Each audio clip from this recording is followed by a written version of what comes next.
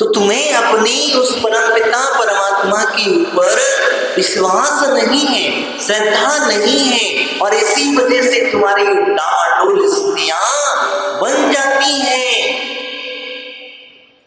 मैंने कल आप लोगों से कहा था कि उस समुद्रभद्र की तरह अपने अंदर की श्रद्धा को मजबूत करना होगा।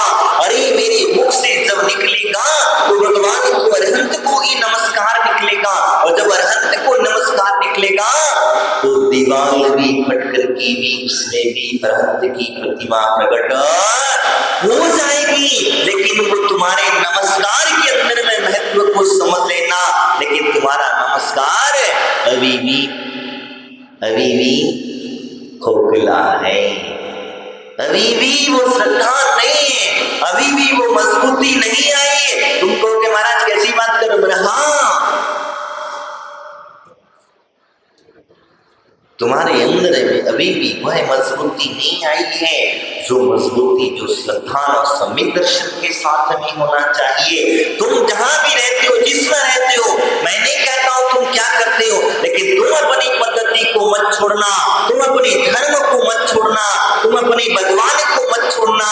अरे सब छूटे तो छूटे, संसार के लोग छूटे तो छूटे, व्यापार घर मकान दुकान सब छूटे छूट जाए, लेकिन मेरी अरहंत परमात्मा के प्रति श्रद्धा है, विश्वास है, मुझे सच्चे देव शास्त्र गुरुओं के प्रति भक्ति है, तो मेरी श्रद्धा कभी व्यर्थ नहीं जाएगी, मेरी भक्ति कभी खोखली नहीं जाएगी, वो चमत्कार अपने आप घट जाएगा। सत्यवादी राजा परीक्षित सभी को पता है, लेकिन उसने अपना सत्य छोड़ा। उसने अपने भगवान से भक्ति छोड़ी, उसने सब कुछ चला गया, लेकिन अपना वचन क्यों नहीं छोड़ा? सब कुछ जाकर के ये बना, बाहे शमशान में भी जाकर के मुर्दे जलाने का काम करने लग गया। जो राजा था वो राम को चंडाल का काम करने लग गया, तब भी अपने उसने धर्म उसका नहीं छोड़ा, उसने अपना सत्य नहीं छोड़ा। तो फिर तुम क्यों छोड़ देते हो? क्यों छोड़ देते हो? तनक कोई पीड़ा हो जाती, कोई भूत बाधा लग जाती, कोई पिशाच आदि लग जाता, तो फिर देखो मजा, फिर देखो कहां कहां नहीं जाओगे, किस किस के पास में नहीं जाओगे, किस किस के माथा ना पटकोगे। तनक भूत पिशाच लग जाने तो, बेहतराजों की पीड़ा होने लग जाना, ग्रह बाधा की पीड़ा होने लग जाने तो, घर में कोई निगेटिविटी ऊर्जा को आ जाने तो फिर देखो मजा। लेकिन ये सब आए क्यों, ये लगे क्यों तुम्हारे पीछे? क्योंकि तुम्हारी जो श्रद्धा थी वो डामाडोल थी, इसीलिए ये लगे तुम्हारे पीछे। ये तुम्हारे पीछे आने का राज लगा यही है। तुम्हें भूत पिशाच आदि के देवता परेशान क्यों कर रहे हैं? क्योंकि तुम्हारा पुण्य क्षीण हो चुका है, तुम्हारा विश्वास देव शास्त्र गुरु से कमजोर होने लग गया है। क्योंकि जहां तुम्हारा विश्वास हो जाता है, वहां ये भूत पिशाच बेहतर आदि के देवी देवता तुम्हारे चरणों में नतमस्तक हो जाया करते हैं। लेकिन तुम्हें कहां विश्वास है क्या? भगवान अनंतों के ऊपर विश्वास है।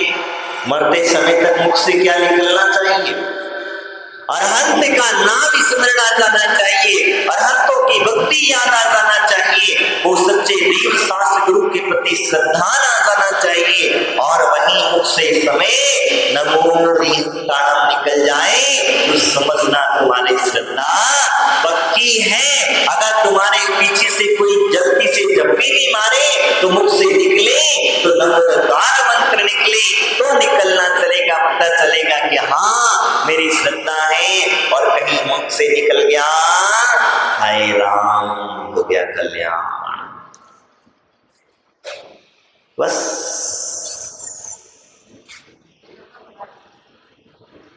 क्या हुआ? जहां निकल गया वही हो गया तुम्हारा कल्याण। मैं नाम लेने की मनाही नहीं कर रहा हूं, लेकिन आपकी जो श्रद्धा है वह श्रद्धा यहाँ बताती है। वो अरहंत प्रभु राम की मना नहीं कर रहा हूं मैं, वो असिद्ध भगवान नाम की मना नहीं कर रहा हूं, लेकिन जो तुम्हारी श्रद्धा कहाँ है वो नाम का अर्थ ये ध्यान रखना,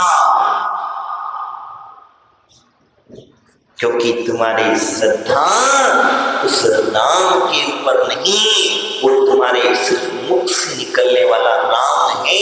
वास्तविकता में वो नाम भी अगर कोई थोड़ी और परेशानी आ जाए तो फिर दूसरे और किसी का नाम ले दोगे, और तनक कुछ परेशानी आ जाए तो और किसी का भी नाम लेकर के पहुंच जाओ। किसी ने कह दिया कि फलाने बाबा, फलाना मंदिर, फलाना जगह बहुत चमत्कारी के, वहां जाके अपना माथा पड़ गया होगे, कपड़ा उड़ाया आया होंगे, क्या क्या करे आओगे पता नहीं चलेगा। लेकिन ध्यान रखना, जहां श्रद्धा की विषय बनता है उस समय दर्शन का विषय बनता है। अटूट श्रद्धा होना चाहिए, ऐसी श्रद्धा चलते उठते बैठते खाते पीते वह देव शास्त्र गुरु के प्रति ही मेरे भाव होना चाहिए। और जब ऐसे भाव हो जाएंगे तो फिर अपने आप चमत्कार आपके जीवन में घटना प्रारंभ हो जाएंगी। यही कारण है भक्तामृत स्तोत्र रचा, यही कारण बना श्रद्धा थी, चमत्कार घट गया। कल्याण मंदिर स्तोत्र की रचना रची, पूरे शरीर में कोढ़ था, क्या था? कोढ़ था,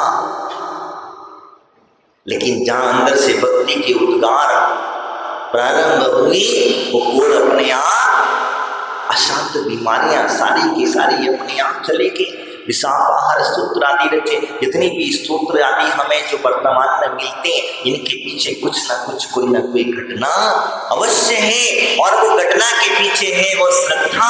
और जब तक श्रद्धा नहीं होती तो चमत्कार घटते नहीं होती। आज आपको सर्प काट ले तो क्या करोगे? क्या करोगे बताओ?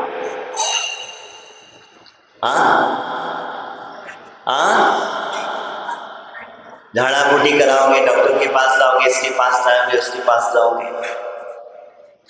वो धनंजय कवि ने क्या किया? विषापाहार स्तोत्र का जो पठन मिलता है उसका था, बस भगवान के सामने गए और खड़े हो गए हाथ जोड़ करके। वो हाथ जोड़ करके खड़े हो गए और खड़े होकर के कहा,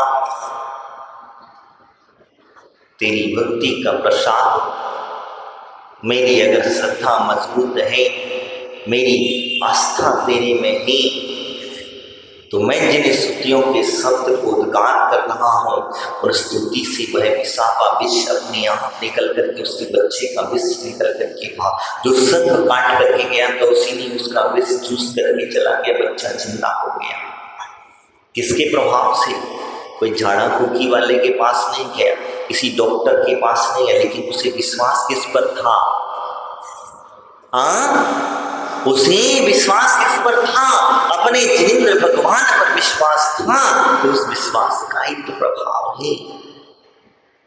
इसीलिए मैंने आपसे कहा, इसीलिए भगवान के प्रति, हमारे सच्चे देव शास्त्र गुरुओं के प्रति हमारी श्रद्धा होनी चाहिए, हमारे आगम के प्रति श्रद्धा होनी चाहिए, माँ जिनवाणी के प्रति श्रद्धा अटूट। जो जैसा लिखा है, जिस प्रकार लिखा है उसे उसी प्रकार ही स्वीकार करना।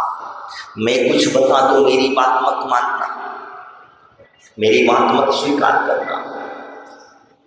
हो सकता है मैं आपको कुछ गलत भी, कुछ मैं अपने फायदे के लिए तुमको अपने प्रति आकर्षण करने के लिए कुछ कम ज्यादा बता सकता हूं, लेकिन जो भगवान ने बताया है उसमें उनका कोई फायदा नहीं है। मैंने अपने फायदे, मेरी अपनी प्रशंसा के लिए, मैं अपने ज्ञान की वृद्धि के माध्यम से लोगों में मेरी यश कीर्ति फैले, मैं कुछ आगे पीछे लिख सकता हूँ, शब्द को तोड़ मोड़ करके आपको बता सकता हूँ, लेकिन मैं जो कह रहा हूँ उस बात को समझना। लेकिन जो माँ जिनवाणी में लिखा है, जैसा लिखा है, जिस प्रकार से लिखा है, उसी मैं स्वीकार कर लेना, तो ये आगम की आज्ञा है, ये भगवान की वाणी है। तुम्हारी भगवान के प्रति जो भगवान ने कहा उसे उस रूप में स्वीकार किया, यही सबसे बड़ी जिनवाणी है। और उसी जिनवाणी को अध्ययन करके हमें समझा जाता है है। तो इसलिए अगर हमने नहीं समझा और अगर हमने नहीं माने, अपने मनगढ़ंत भाषाओं से अपने मन में जो आया जैसा आया उस प्रकार से करते चले गए, अपनी वाणी को जिनवाणी का स्वरूप दे दिया गया, तो जिनवाणी नहीं हो सकती तो जनवाणी हो सकती है। जिनवाणी तो वही है जो जिनकर भगवान के मुख से निकली है। भगवान ने हमें जो शब्द बताए हैं, जैसा जैसा बताया है वही जिनवाणी है।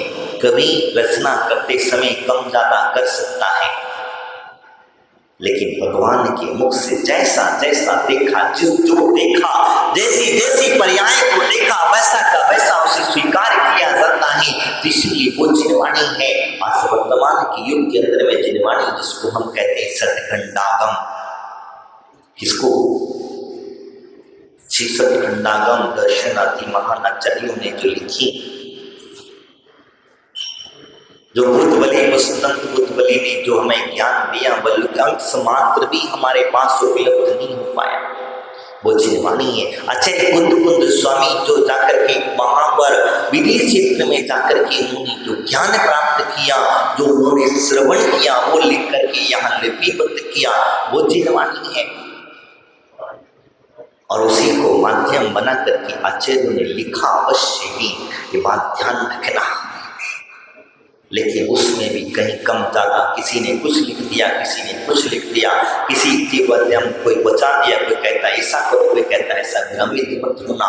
लेकिन जो मूल ग्रंथ हैं, उन मूल ग्रंथों के प्रति हमारी आस्था और श्रद्धा पूरी मजबूत होना चाहिए। मैंने इसीलिए कहा, इसलिए हम श्रुत पंचमी का पर्व मनाते हैं, श्रुत की पूजा करते हैं, मां जिनवाणी की पूजा करते इसलिए करते हैं क्योंकि वो वाणी साक्षात अरहंत की वाणी है, हमारी तुम्हारे किसी की वाणी नहीं है। भगवान ने जैसा कहा, जिस प्रकार से वो भी हमारे पास उपलब्ध कितना है, एक अंश मात्र भी पूरा नहीं है।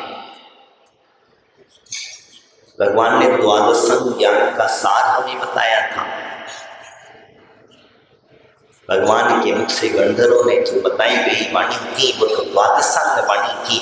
इसीलिए हम उस भक्ति के भाव से कहते हैं। आगे हमारे कहा गुरुओं के प्रति श्रद्धा, देव सम्यक दर्शन की विषय कर रहे थे हम। इन्हीं की धर्म रुचिकर लगता है। मैंने कल बताया था, गुरुओं में भेदभाव मत करना, गुरुओं में किसी प्रकार का कम छाता मत करना, ये अच्छे हैं, ये बुरे हैं, ये हमारी, ये पराए हैं, ये दूसरे के, बेटे के, बेटा के, बहू के, ये तो बांट लोगे, तुम खुद बट जाओगे, परेशान हो जाओगे।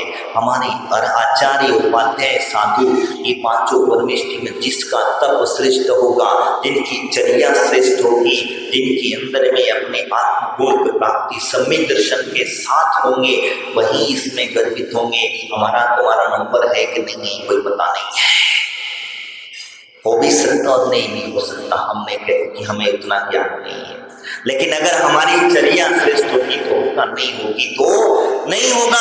अगर हम बताए हुए भगवान के मार्ग पर चल रहे हैं तो अवश्य होगा। इसलिए मैंने कहा, तो गुरुओं की अवस्था हमारे ये गुरु हैं, इनकी पूजा अर्चा आदि हमें करना चाहिए। आगे आचार्य भगवंत कहते हैं, धर्म रुचि निदान, भक्ति के बिना दान देते समय ध्यान रखना। मैं जो कह रहा हूं, अगर भक्ति है, मैंने आपको बताया कि नौदा भक्ति, कितनी भक्ति? 9 भक्ति। कितनी भक्ति करते बताओ? 9 भक्ति का मतलब होता है पड़गहान। कितने लोग लगाते हैं? कितने लोग पड़गहान करते हैं? दान देने की व्यवस्था समझना। पड़गहान के बाद में उच्चासन। कितने लोग कहते हैं कि महाराज उच्चासन बैठ रहे हैं तो बैठो, नहीं तो जाओ। एक के मुख से भी नहीं निकलता कि महाराज उच्चासन ग्रहण करो। महाराज ज्ञान ही नहीं, पता ही नहीं हमें कहा होता, बस देने की पड़ी रहती है। देना ही पूजा पात्र प्रक्षालन, पूजा पात्र प्रक्षालन नमोस्तु कितने लोग करते हैं। दान की महत्व समझना। अगर भक्ति है तो व्यक्ति वो करेगा। वो कहता है एक ने कर ली ना, बस हो गया काम, सभी को करने की क्या जरूरत है। तो फिर एक व्यक्ति दान दे रहा है तो उनको देने की क्या जरूरत है? हाँ, जो व्यक्ति दान दे रहा है, जो निराज के आहार में, अंजलि में आहार दे रहा है, तो वो दे रहा, तुम्हें क्या जरूरत है? तुम महाराज का पाप छलन करते हो। वो गंधोदक किसी ने माथे पे लगाया? नहीं लगाया। कहाँ लगाया? महाराज बात प्रसन्न करे, उठाए थाली, गई वो गई नाली में। कई बार हम देखते, तुम्हारी नहीं बात कर रहे, तुम्हारी नहीं कह रहे, तुम तो वहां ज्ञान में बच गए, तुम्हारे लोगों की नहीं कह रहे, लेकिन वास्तविकता स्थिति ये होती है। वो नाली थाली गई सीधी नाली में, फेंक दिया जाता है। जो चरणों की रस, चरणों की रस, गुरुओं के चरणों की रस, हम उसे ऐसे ही फेंक दिया करते हैं, उठा करके फेंक दिया जाता है। अरे हम कितने बड़े अभागे हैं, हर समय नहीं मिलता। एक भक्ति करने का महत्व समझ में आता है, कौन भक्त है और कौन अभक्त है, कितनी किसकी भक्ति श्रेष्ठ है और किसकी भक्ति श्रेष्ठ नहीं है। फिर वहां कहा वो चासी महाराज संचुली, भोजन आहार जल मन शुद्धि, वचन शुद्धि काय शुद्धि, आहार जल शुद्ध है, भोजन ग्रहण कोई करते नहीं है। महाराज कहे कि आहार जल शुद्ध है, बस खत्म काम। इसके बाद क्या हुआ? तुम्हें जो क्या दान दे रहा हूं, मैं दान दे रहा हूं, मैं जब शुद्धि बोल करके दान दे रहा हूं, नौदा भक्ति पूर्वक दान दे रहा हूं, तो दान देती समय ये शक्ति भक्तियों का ध्यान रखना। नमस्कार करने की व्यवस्था बताइए। कौन कितने लोग नमस्कार, नमोस्तु महाराज, नमोस्तु महाराज, नमोस्तु बोलते कि नमोस्तु बोलते पता ही नहीं चलता है। तो बैठ करके गवासन पूर्वक जैसे व्यक्ति पूजा करता है, पूजा करने के बाद जब नमोस्तु करता है, तो नमोस्तु कौन कितने लोग करते हैं? किसी को बैठने नहीं आता, किसी की कमर में प्रॉब्लम, किसी के घुटने में प्रॉब्लम, किसी के कुछ में प्रॉब्लम, तो बताओ क्या करा जाए? मैं इसीलिए नहीं बता रहा, इसीलिए कह रहा हूं कि इस बात से समझ लेना कि जिन लोगों को भी तकलीफ है, आज हम नई नई उम्र के अंदर में भी ये तकलीफ आने लग गई है, तो ध्यान रखो तुम्हारा विनय के अंदर में कहीं ना कोई कमी है। तुम भगवान की भक्ति और विनय करते हो, उसमें अगर झुकने में तुम्हारे कहीं ना कहीं परेशानियां हैं, इसी वजह से तुम्हें ये तकलीफ है, ये घुटने भी काम करना बंद कर देंगे एक दिन। इसीलिए हमारे आचार्य ने विनय करने की, जब भगवान को दर्शन करने की विधि कही है कि 3 बार उठना, 3 बार बैठना। मैंने कई बार बीच में बता चुका हूं। कितनी बार? 3 बार, यानी पहली बार उठना, 3 आवृत करना, ये ध्यान में रखो, ये 3 आवृत हैं। और फिर नमोस्तु, फिर बैठना, गवासन से बैठ करके नमस्कार करना। मैं आपको गारंटी के साथ बोलता हूं, आपको कभी जिंदगी में ये तकलीफ नहीं होगी, गर्दन की तकलीफ नहीं होगी, कमर की तकलीफ नहीं होगी और घुटने कभी आपके दर्द नहीं होंगे। लेकिन शर्त मैंने बताया है, ऐसा नहीं कि एक बार दिन कर लिया हो गया। जब भी दर्शन करने आओ और जब भी मां दिलवाने के हो, चाहे गुरु के हो, चाहे भगवान के हो, तब भी आप दर्शन करो। इसी पद्धति से दर्शन करना, फिर देखना आपको किसी भी परेशानी, आपको उच्चासन, जितने लोग बैठे हैं आपका उच्चासन छूट जाएगा। आपको कभी ये तकलीफ भगवान के मंदिर में कभी नहीं हो। इसीलिए कहते हैं इन देव शास्त्र गुरु की भक्ति विनय करते समय विनय का ध्यान रखना विषय निकला, इसलिए मैंने आपको बताया। तो विनय, ऐसी विनय करोगे, झुके रहोगे, तो आपको कभी कोई पीड़ा नहीं होगी। और जहां तुमने अकड़ना प्रारंभ किया, क्या जहां तुमने इनके समक्ष अपनी अकड़ दिखाई, जहां तुमने भगवान के समक्ष विनय करने में आलसपन दिखाया, प्रमाद दिखाया, और जहां तुम्हारा प्रमाद आया, वही तुम्हारे शरीर में अकड़न प्रारंभ हो जाएगी।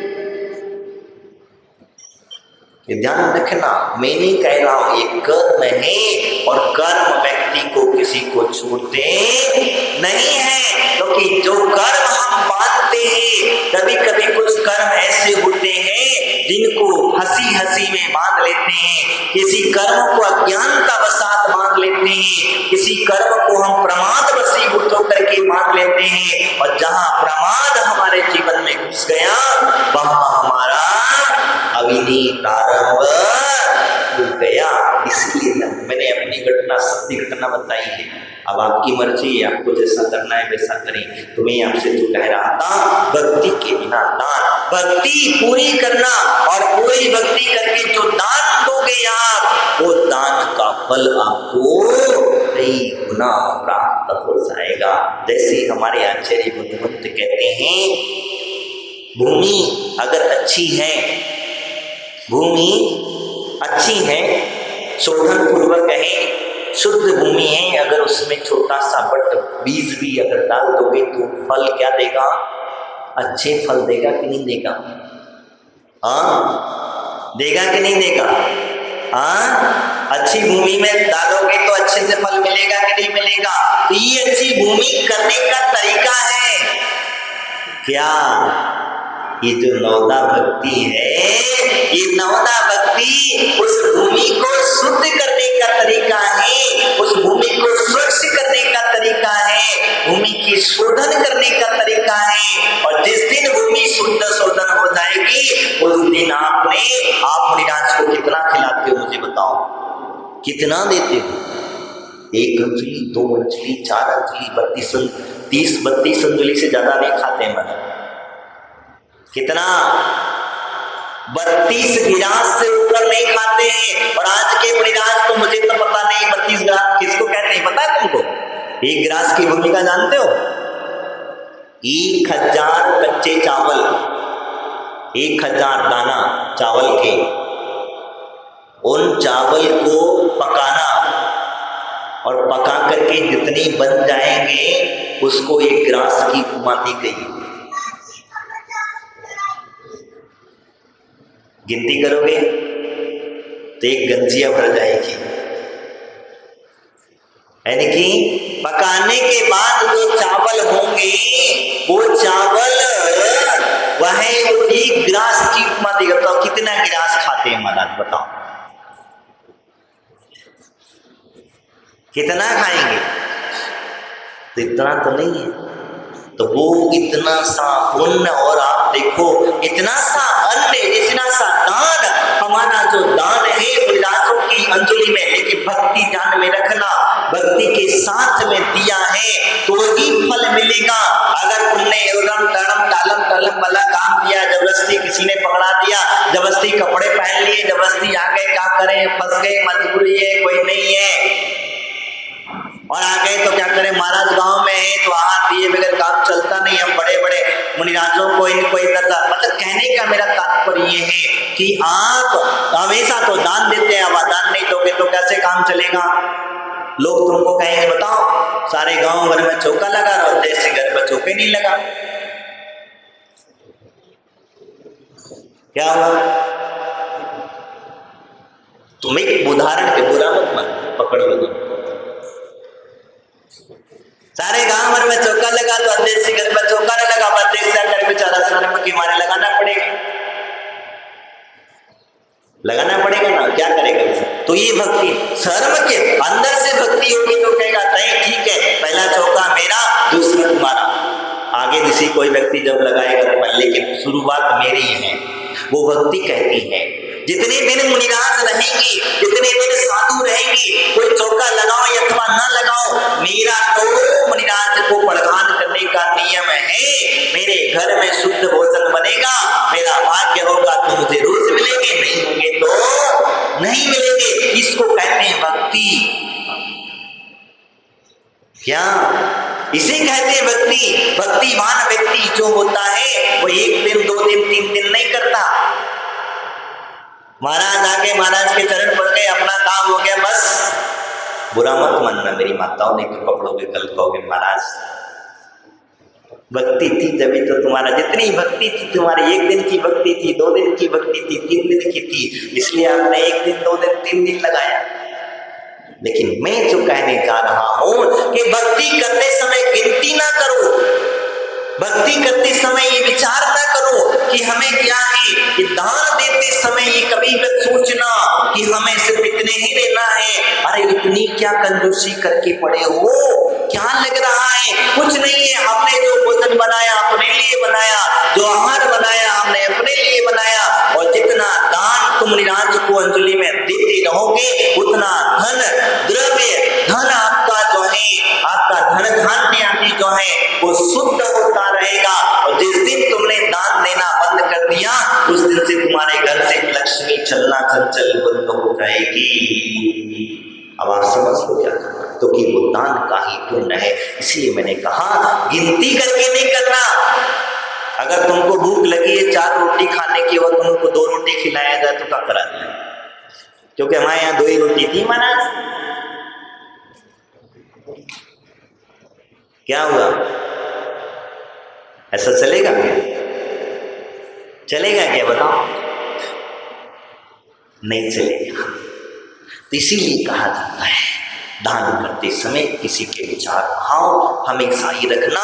साधु मिला ये भाग्य, साधु का प्रधान हुआ मेरा परम सौभाग्य, और साधु मेरे घर में आकर के आहार लेने आए ये परम सौभाग्य है। क्योंकि मुनिराज हर किसी के घर में दान मांगने आते नहीं है, और साधु कभी अपने मुख से मांगता नहीं है, स्वयं के लिए नहीं मांगता है।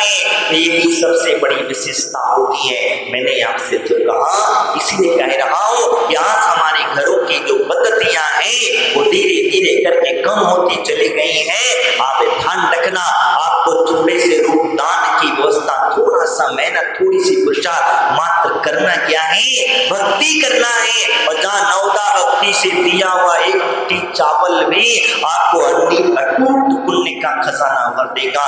इसीलिए मैंने कहा था तो बिना भक्ति के दिया हुआ करोड़ों का दान भी निष्प्रयोजन है, क्योंकि वो तुम्हारा नहीं था, किसी और का था, उसको आपने वापस कर दिया। ये बिना भक्ति वाला दान है। जिसका था उसे वापस कर दिया।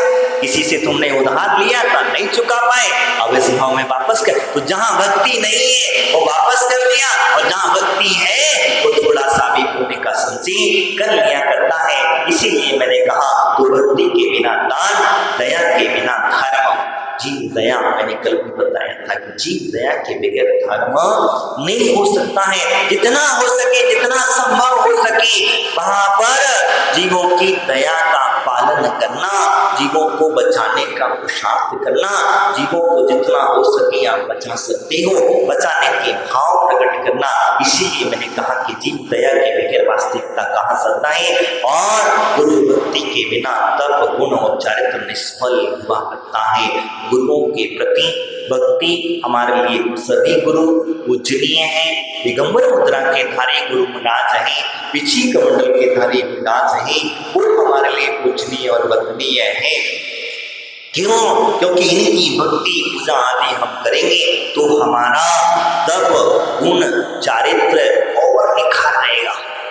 तुम्हारे घरों में जो चारित्र भ्रष्ट होता जा रहा है ना, समझना मैं आपको जो बताने जा रहा हूं, तुम्हारे घरों में जो चारित्र की वृद्धि होता जा रहा है, हमारे घरों में आज हमारे बच्चे आउटलाइन जाते चले जा रहे हैं। आज हमारे बच्चे उस चारित्र को अंगीकार करने से डरते हैं, उसको दूर रहते हैं। यही कारण है कि तुमने अपने गुरुओं के प्रति जो भक्ति है, उनकी जो विनय है, जो तप रूपी गुण है, जो चारित्र है, उस चारित्र को हमने समझा ही नहीं, जाना ही नहीं, और जान करके इनकी भक्ति आराधना हमने की होती तो वास्तविकता में भाई गुरु के प्रति भक्ति भी हमें ये सब कुछ दिलाती है। उनके तत्व की प्रशंसा करो, उनके ज्ञान की प्रशंसा करो, उनके वास्तविकता चारित्र की प्रशंसा करो। आपको क्या चाहिए आप समझ लो। तप चाहिए तो तप की प्रशंसा कर लेना, ज्ञान चाहिए तो उनके ज्ञान की प्रशंसा कर लेना, और अगर आपको चारित्र चाहिए तो हमारे दिगंबर मुनिराजों के चारित्र की प्रशंसा करने लग जाना। फिर देखना आपके जीवन में कैसे नहीं चारित्र पनपता है, आपका जीवन कैसे नहीं आनंद में बनता है। आज इतना ही, इन्हें